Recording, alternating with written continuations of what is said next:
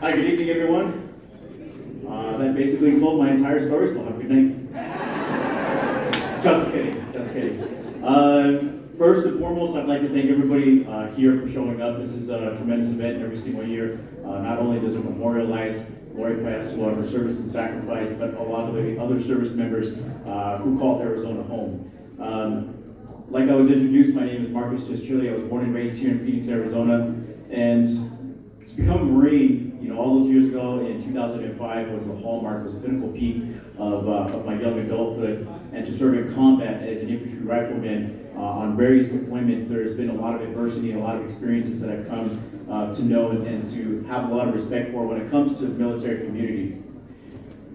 Now, there's a lot of things that on memorialized events that most of the time, most of the memorial events that I've attended, there is a very tense feeling within the room.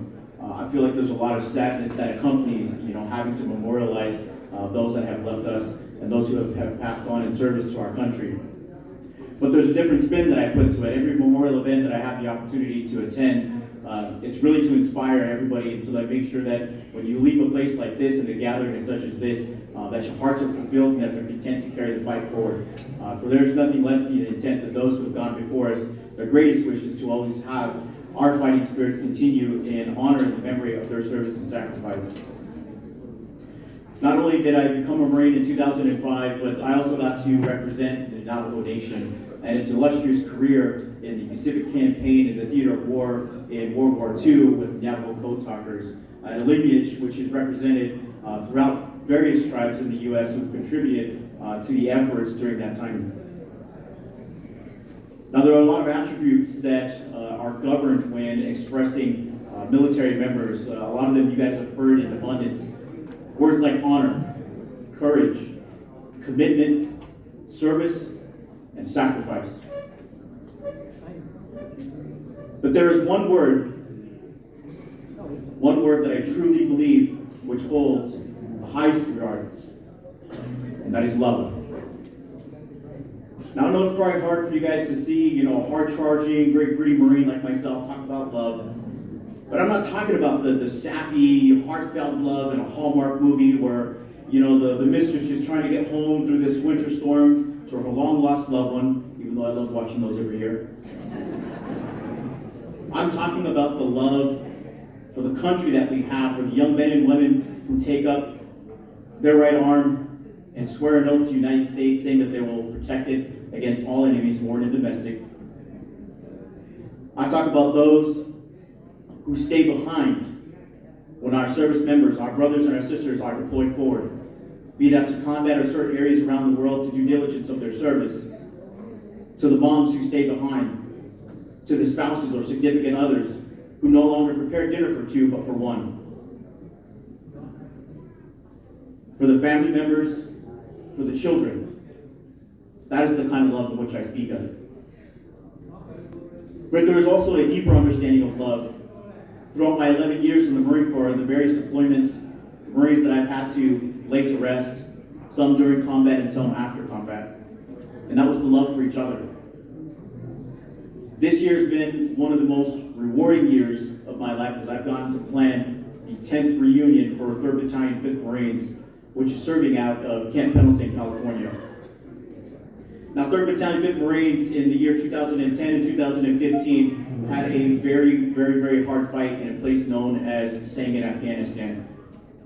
And in Sangin, Afghanistan, within 7 months, 25 Marines would give their lives in service to this country. More than 250 of them, including myself, would come home with sustained wounds. Being awarded the Purple Heart is a prestigious medal, but not one that we chase. Now, we do adopt a great term, a great saying in 3-5, and those were held by 2 words. Those 2 words, get some. 2 words that I would continue to carry out through my recovery, returning back to the Marine Corps once I completed recovery, and then moving into transition as I entered retirement. In 2005, in support of Iraqi freedom, 3rd Battalion, 5th Marines was serving.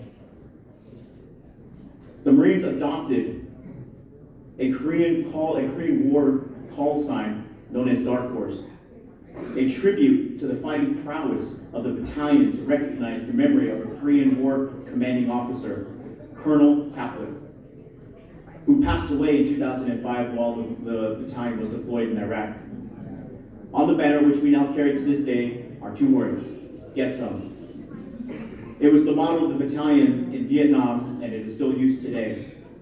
Now, get some is more than just a key phrase that we shout at the end of every battalion formation. It refers to giving maximum effort to the highest standards of achievement in peace and in war. Throughout my recovery, going through such a catastrophic injury, there definitely were a lot of down moments.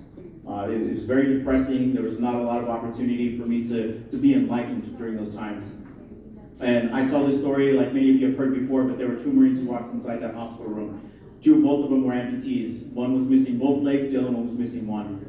And they gently sat down at the edge of the bed and they told me that I shouldn't worry about the small things right now, because in a year from now, it would be impossible for me to fathom the idea or even imagine the pain that I'm in right now, because I'm going to be going on to the next phenomenal thing in my life. And at the time, I couldn't understand what it is that they were telling me, but they exemplified that very essence of the word love. They loved their fellow brothers so much that they had no idea who I was, but they understood what I was going through. And they came into my life and they had given me an opportunity to not only persevere, but to keep something of value that they gave to me, which I now give to you. I can tell you that when bad things happen, you do have three choices. You can either let it define you, destroy you, or strengthen you. There is a lot of strength inside of this room, right here, right now. A lot of strength which has carried you forward in the continuation of not only honoring yourself if you are a vet in your service and your sacrifice, the military branch that you represent, but the families that have brought you here. And so keep that in mind as you continue to carry forward into tomorrow. As long as you can see the next step in front of you and you can take that, then that's the journey that perpetuates you further into greatness in your life. Now, in closing, I leave you with this. Never forget where you come from. Never forget their sacrifice. Because it's not what they left behind. It is what they left in us. That is why, and it is what makes us great. It's the reason why we tell our story, and it's the reason why I tell mine. Thank you very much. Have a good night.